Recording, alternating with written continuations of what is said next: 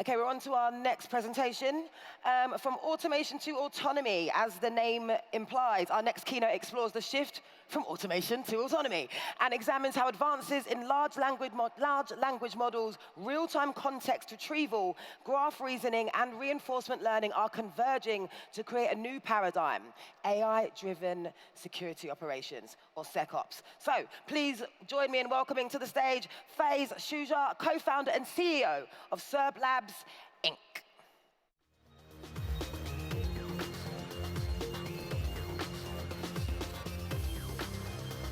Hello, everyone. Assalamu alaikum. My name is Faiz. I'm one of the co-founder and CEO for SIRP.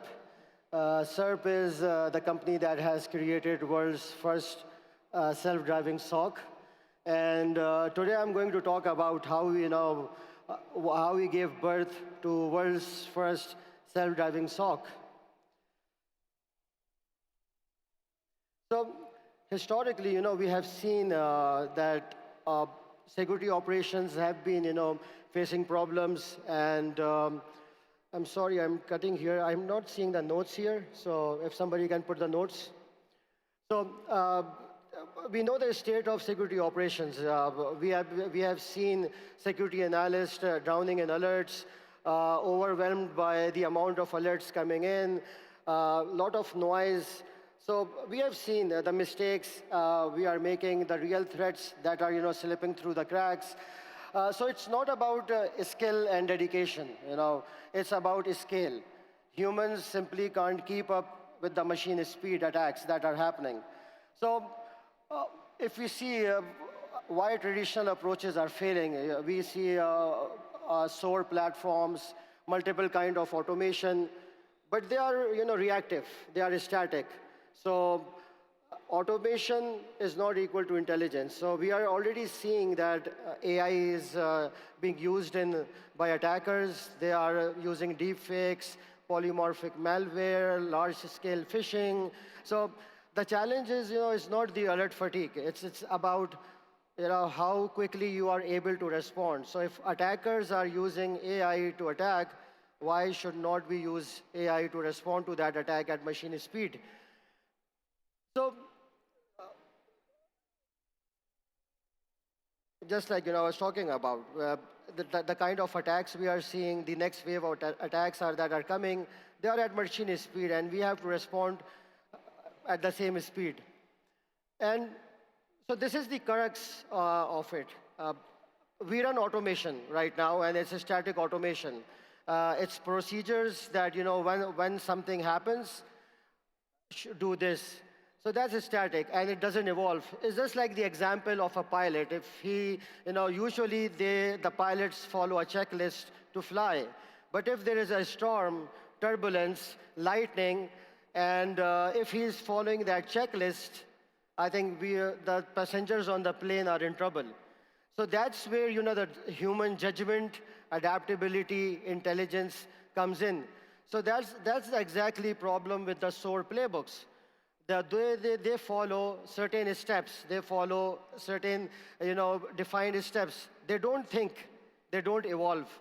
So, and just like that, threats are not following scripts. They are not following patterns. The advanced attacks are, adapting. They are evolving. So that's the reason we see advanced attacks being, passed. And if you see the reports that, APT attackers on average are now staying 17 to 20 days in the organization before they, they get detected.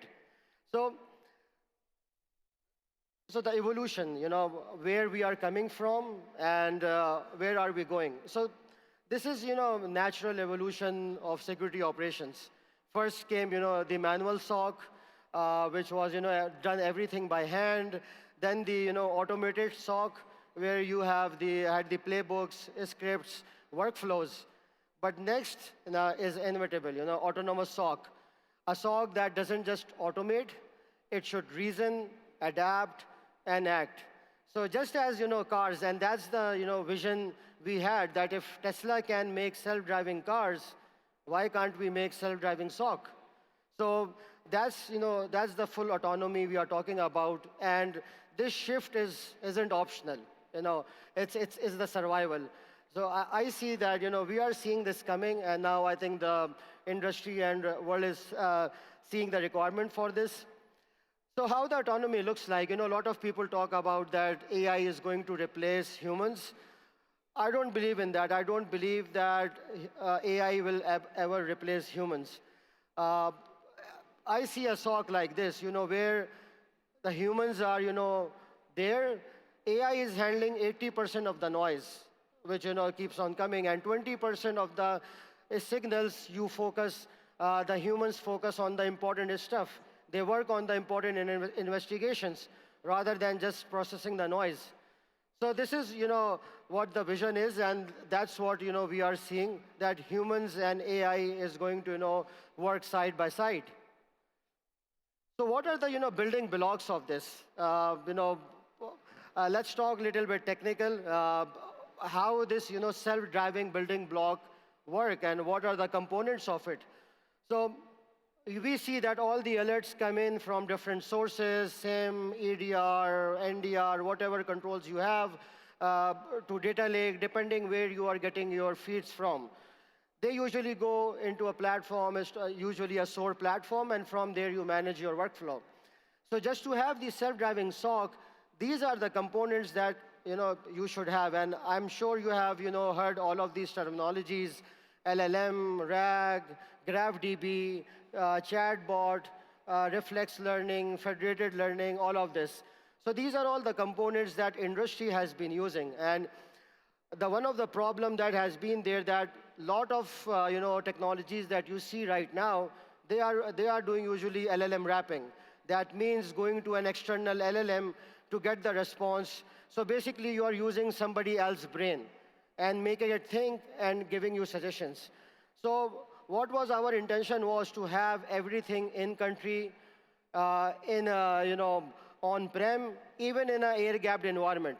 So this self-driving SOC should be able to run anywhere you want. You should not need to go out of your premises or out of your country.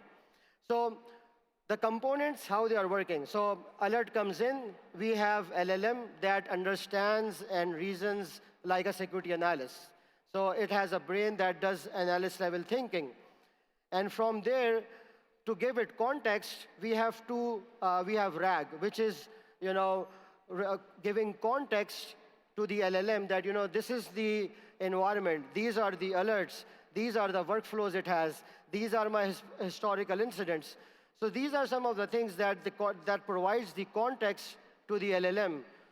And then we have the graph DB, which is in-memory graph that connects the dots.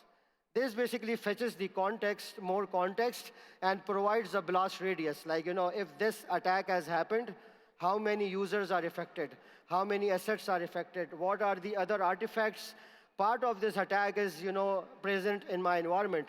So this gives you a blast radius that what's the impact of this attack. Then, we have, there is chatbot, which, interacts. You interact with it just like ChatGPT. You ask, what is this attack? How can I respond to it? And then tenant-specific, your environment-specific questions, like, how many alerts do I have? What are the critical investigations that I need to focus on? How do I respond to this investigation? So these are some of the conversations that you can have with a chatbot. He or she would be able to answer your queries in a natural language. Then in everything, we have guardrails. So autonomy has to be with controlled and with guardrails. So we have human in the loop in every stage. You decide what goes in autonomy, what is semi-automatic, what goes with single approval, what goes with dual approval. So human is in the loop, whatever with AI is doing in your environment. Then how does it evolve? How does it learn? So we have two levels of learning. There is flex, which learns from your environment, that what has been your behavior, what kind of attacks you have seen, what kind of history that you have. And then the other learning is federated learning, which is learning from your behavior without sharing your information, and learning from global, like what's happening globally, threat intelligence, new attack, and training our LLM to make sure that next time he is able to respond to those attacks. Then we have agentic mesh, multiple agents working in parallel, in sequence, depending on what kind of tasks they are performing. So these are the building blocks of self-driving SOC, and we believe that these components, if they work in coherence, that's where self-driving SOC is born. And this SOC is learning, acting, and adapting. It's not static. It's learning from your environment. It's learning. So imagine it like a junior L1 that has joined your team. He knows certain best practices, and he's going to get senior in your environment based on your environment. So the benefits is amazing. We are seeing the benefits already. We have some customers who have seen 18x faster investigations. Investigations taking from 6 minutes coming down to a couple of seconds. Operational cost, definitely. You are spending a lot of cost on SIM, a lot of cost on SOAR, human cost. So a cost reduction is automatically there. And then the efforts that are being put by humans. So usually an analyst, put 150 analyst hours per day, and we are seeing numbers reducing it to 1 hour per day, supervision. Risk control, you have simulator, approvals, verdict, effect, rollback, and compliance. There are so many compliance in every country, especially here in KSA. You have PIDPL, SAMA, NCA, lot of Sadaya. So all those compliance and regulations that you need to meet, that fits. It's you can deploy it in a local cloud, on-prem, or in a hybrid environment. So it's all in country, in place to fit the compliance. So how ready you are for a self-driving SOC? So if you look at it, it depends, which level are you at. And so wherever you are on this spectrum, the journey autonomy starts with the awareness. And those who start early build the brain that leads. So you can see you are at level 0, level 1, level 2, level 3, level 4, and decide how far you are from self-driving SOC.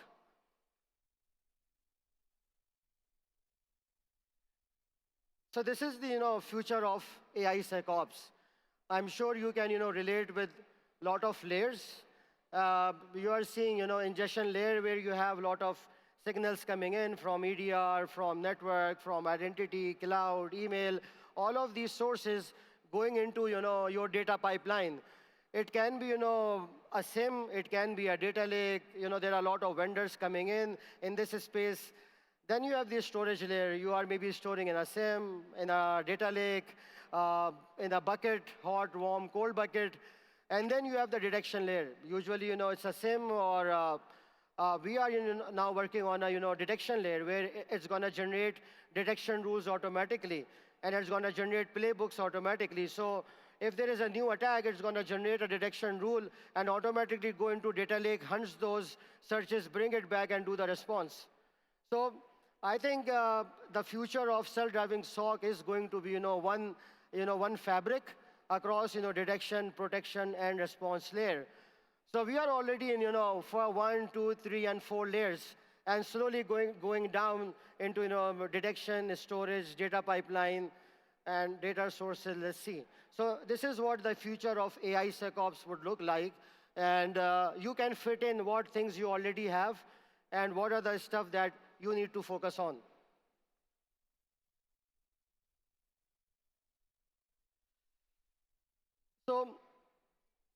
So see, when we started, 12 months ago, this idea wasn't even there. When we started talking about it, historically, we have been a SOAR platform.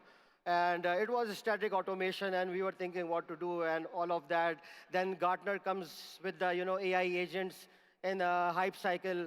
So we have been researching on this, seeing how AI can be used. But the current implementation that people were doing, I was not happy with it. It was something that it was necessary to shift towards AI to support the analyst problems, give faster tries, smarter risk scores, better context. So over the past month, we started off from SecOps, but over the past month, something has changed. The tools are matured, the agents have evolved, and we realized that we could not we could go beyond augmentation into autonomy. So we stopped asking how do we help humans respond faster, and started asking what if the system could respond to it without them. So that's when the self-driving SOC was born. So AI SecOps, a lot of people are talking about agentic AI, agents, lot of buzzwords. But ask, is it thinking? Is it reasoning? Is it evolving? Is it growing? So I think the self-driving SOC is that it should evolve. It should grow itself, and it should get mature over a period of time. So I think self-driving SOC is something, the terminology we have initiated, and it's live. We are showing it on our booth live, so you can see it with your own eyes how self-driving SOC works, and what is the difference between agentic AI and AI SecOps and a self-driving SOC.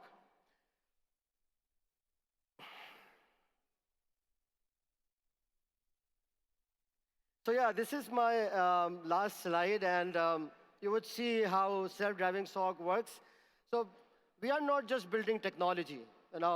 We are building the brain of a national cybersecurity or an organization, and especially in Kingdom, where ambition meets expectation. We now have, the chance to lead the world. This is what I'm seeing in Black Hat, and not just in oil, not just in, infrastructure. I think in the autonomous digital defense. Self-driving SOC is just not a category. It's our category to define, scale, and own, and right here from Saudi Arabia. Imagine a cybersecurity brain that understands every signal in real time, acts without waiting, and learns without being told. Not imported, not outsourced, owned here in the country. So as we build giga projects, smart cities, digital banks, I think we must also build a self-driving kingdom. And the brain that powers this new defense layer must be sovereign, intelligent, and unstoppable.